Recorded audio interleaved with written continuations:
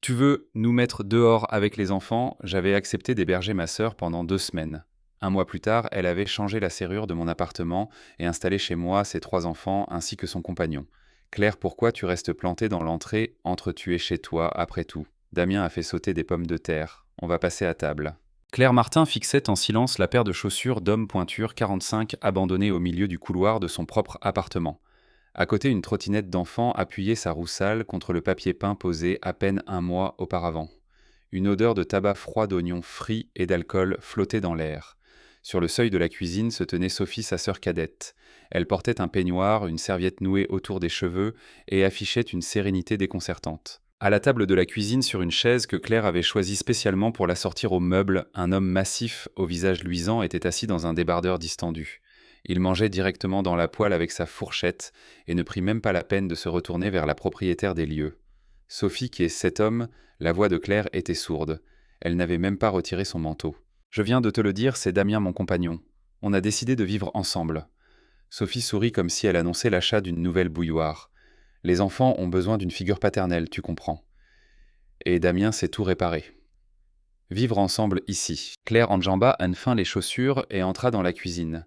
L'évier débordait de vaisselle sale. Sur la table traînaient une bouteille vide, un cendrier plein de mégots et une brique de jus renversée qui collait au plateau. Sophie, je t'ai accueillie pour 2 semaines. C'était il y a un mois quand ton ex-mari t'a mise dehors après votre séparation. Tu m'avais juré que tu chercherais du travail et un logement. L'homme cessa de mâcher, éloigna bruyamment la poêle et regarda Claire sous ses sourcils épais. Et la proprio lança-t-il d'une voix rauque, pourquoi tu t'énerves dès que tu passes la porte? Sophie est chez elle. Elle habite ici. Sophie n'a aucun droit sur ce logement, coupa Claire en le regardant droit dans les yeux. Cet appartement m'appartient. Je l'ai acheté seul. Vous allez tous les deux faire vos valises et partir immédiatement. Sophie leva les bras au ciel. Son visage rougit aussitôt et sa voix monta dans les aigus. Mais qu'est-ce qui te prend? Où veux-tu que j'aille à cette heure avec 3 enfants? Dans la rue, en plein hiver, Claire, l'argent t'a vraiment desséché le cœur, tu as déjà ton grand étroit pour toi toute seule. Pourquoi as-tu besoin de cet appartement en plus? Tu vis comme une reine, tandis que ta propre sœur et tes neveux devraient dormir dans des hébergements d'urgence. Attirés par les cris, les enfants sortirent de la chambre, Lucas 8 ans, Manon 6 ans, et le petit Théo 3 ans, le visage barbouillé de chocolat. Manon tenait entre ses doigts un feutre mordillé. Claire regarda dans la pièce et sentit son estomac se nouer. Le stratifié clair était couvert de traits bleus. Des miettes et des morceaux de biscuits jonchaient le canapé dont les rideaux décoratifs avaient été noués ensemble. Son appartement, son refuge. Elle l'avait acheté en économisant chaque euro gagné grâce à 2 emplois sans vacances ni vêtements neufs. Elle le louait pour rembourser plus vite son prêt immobilier. Lorsque les précédents locataires étaient partis, elle avait décidé de refaire la décoration avant de le remettre sur le marché. C'est alors que Sophie l'avait appelée en larmes. Claire, sauve-moi. Nicolas m'a mise dehors. Laisse-moi rester un peu chez toi. Dès que j'aurai trouvé du travail, je prendrai un logement. Claire l'avait cru. Mais Sophie n'avait pas seulement renoncé à chercher un emploi, elle avait apporté toutes ses affaires, récupéré les enfants qui séjournaient chez leurs grands-parents paternels et maintenant installé un certain Damien. Très bien. Claire sortit son téléphone de son sac. Ses mains tremblaient légèrement, mais sa voix resta glaciale. Je vous donne jusqu'à demain soir pour disparaître d'ici. Sinon, j'appelle la police. Et je me moque de savoir où vous irez. Vas-y, appelle-les, ricana Damien en se renversant sur sa chaise. On verra si les flics mettent une mère et 3 gamins dehors en plein hiver. Claire tourna les talons et quitta l'appartement en refermant soigneusement la porte derrière elle.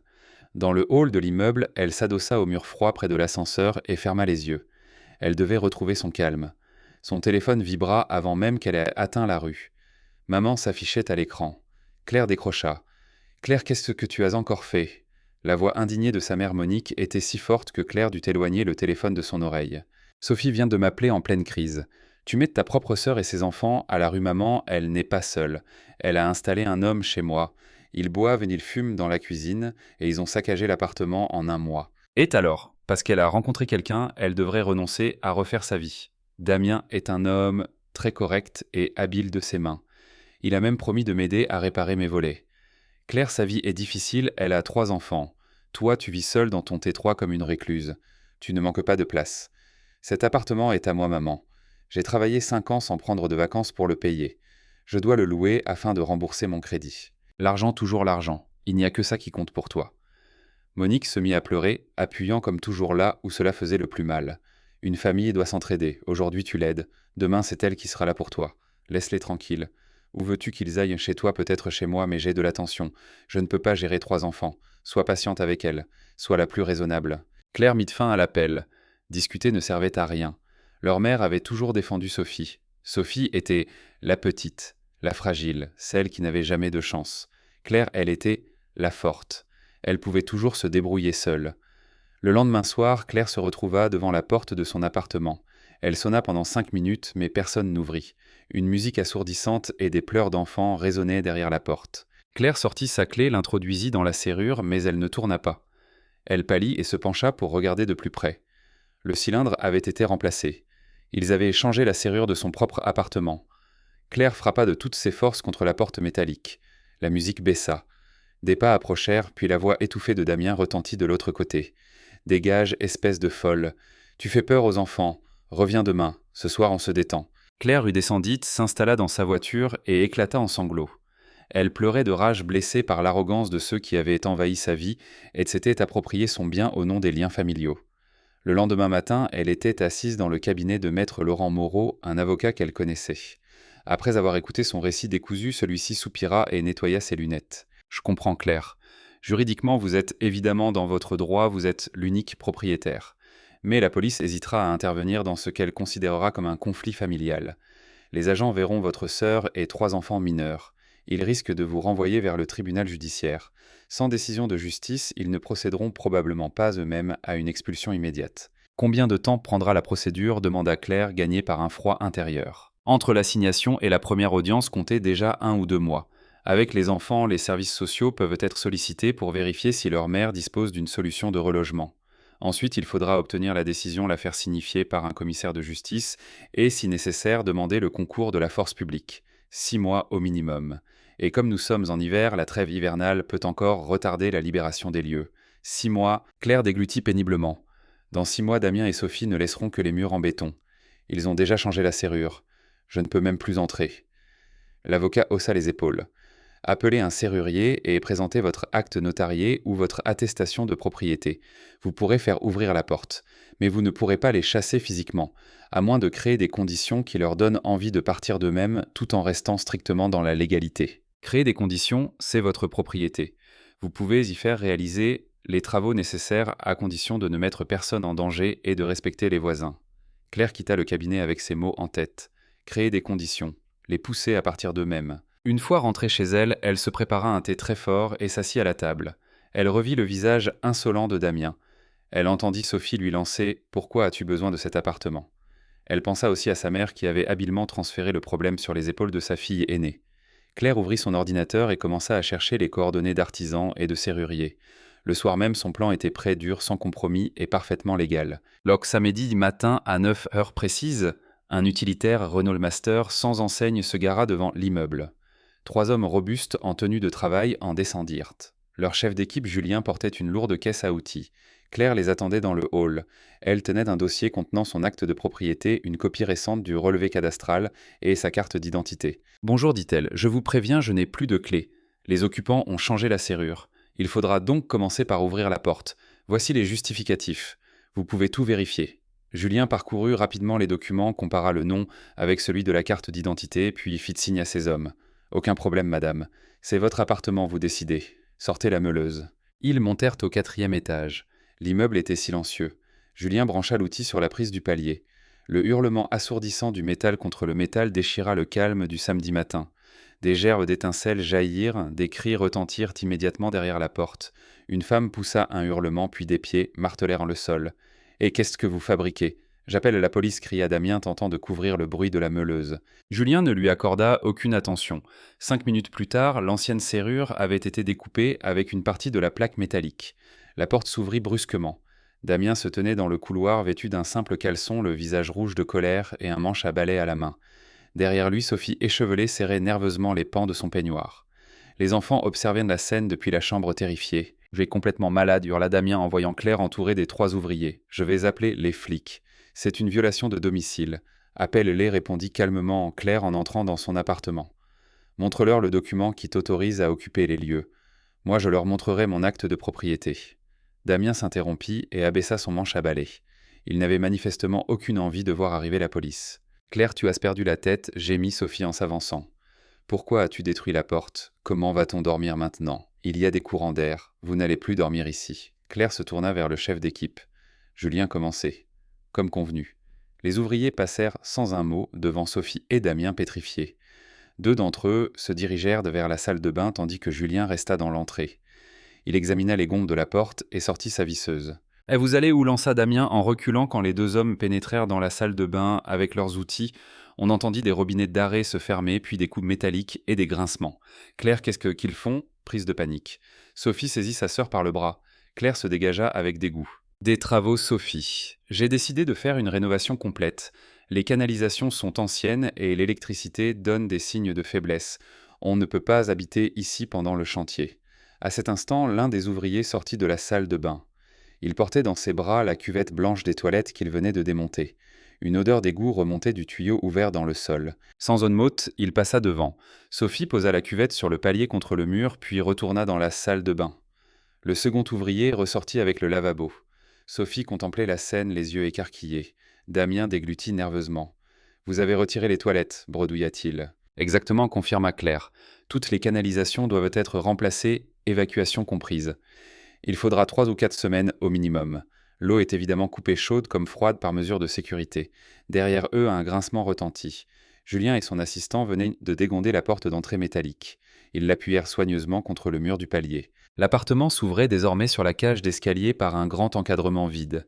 Un courant d'air froid balaya leurs jambes. « La porte doit aussi être remplacée », expliqua paisiblement Claire en observant le visage blême de sa sœur. « Il faut élargir l'encadrement. Le nouveau modèle fabriqué sur mesure ne sera livré que dans 2 semaines. » Sophie promena lentement son regard de l'entrée béante au trou noir dans la salle de bain à l'endroit où se trouvaient encore les toilettes quelques minutes auparavant. « Claire, tu plaisantes ?» Sa voix tremblait et se brisa en sanglots. « Comment va-t-on faire sans toilette, sans eau et sans porte? Les enfants vont avoir froid et n'importe qui peut entrer. Mais je ne vous mets pas dehors, Sophie. » Claire sourit doucement, les yeux glacés. « Vous pouvez rester autant que vous le souhaitez. L'appartement est à votre disposition. Pour les toilettes, il faudra simplement aller au centre commercial de l'autre côté de la rue. Pour vous laver, vous pourrez faire chauffer de l'eau en bouteille. Damien ira en chercher au supermarché. Après tout, c'est un homme si débrouillard. » Damien lâcha un juron couru dans la chambre et enfila précipitamment son jean. « Allez tous vous faire voir » cria-t-il depuis la pièce. « Je n'ai jamais accepté de vivre dans un taudis, de faire mes besoins dans un seau et de dormir sans porte. Sophie, débrouille-toi avec ta famille de dingue. » Il surgit dans le couloir, attrapa sa veste et enfila ses chaussures pieds nus. Après avoir lancé à Claire un regard mauvais, il se précipita dans l'escalier. « Damien, mon chéri, attends » cria Sophie en courant sur le palier. Il ne se retourna même pas et dévala rapidement les marches. Sophie rentra lentement dans l'appartement. Son visage était rouge. Des larmes noircies par le mascara coulaient sur ses joues. Dans la chambre, les enfants se mirent à pleurer, effrayés par le froid, les inconnus et les cris.